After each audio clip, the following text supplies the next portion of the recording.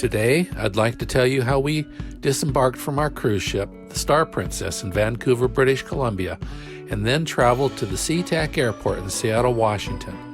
Ready? Let's go! Our cruise ship arrived at the Vancouver cruise ship dock early in the morning. There's a ferry boat next to the cruise ship dock. There is also a train station there. We disembarked at our scheduled time.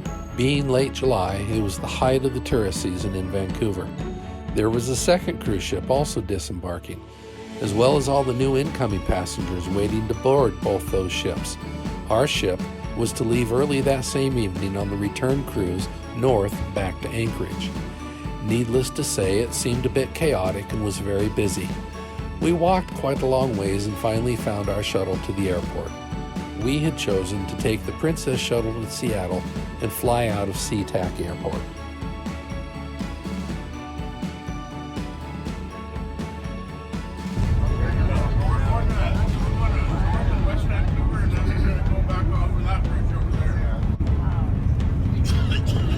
On the left is West Vancouver and North Vancouver. On the right, we're going to go on the upper levels or Trans-Canada Highway, and hopefully it'll move us quickly through all this traffic.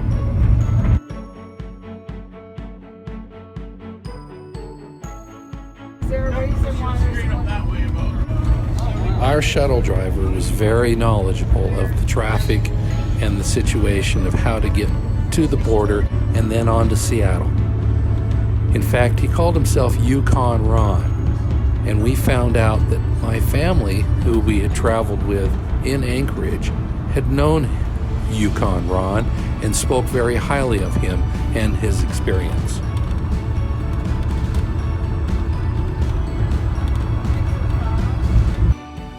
Our ride to the U.S. border took less than an hour.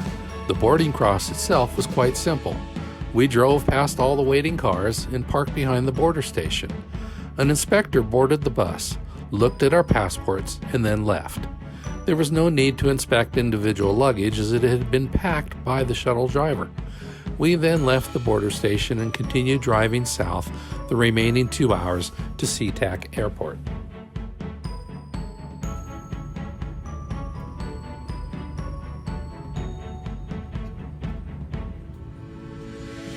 I'd like to tell you the reason why we decided to go out of SeaTac in Seattle. We discovered that the Vancouver airport was only about 30 minutes from the cruise ship dock, but the flights we looked at back to Salt Lake City were fairly expensive, and none of them were non-stop. We further discovered that if we were able to get to SeaTac Airport in Seattle, Washington, we could book a direct flight to Salt Lake City, and its cost, along with the cost of the Princess Shuttle to the airport, was cheaper than any flight we found departing out of Vancouver Airport.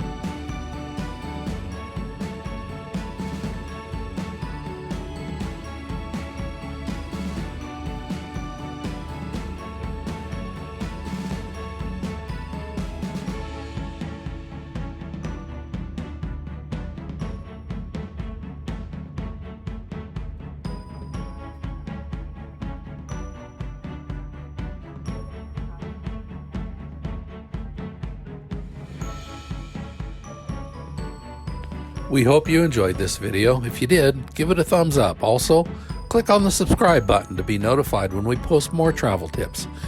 Have a good day, good travels, and God bless. Let's go.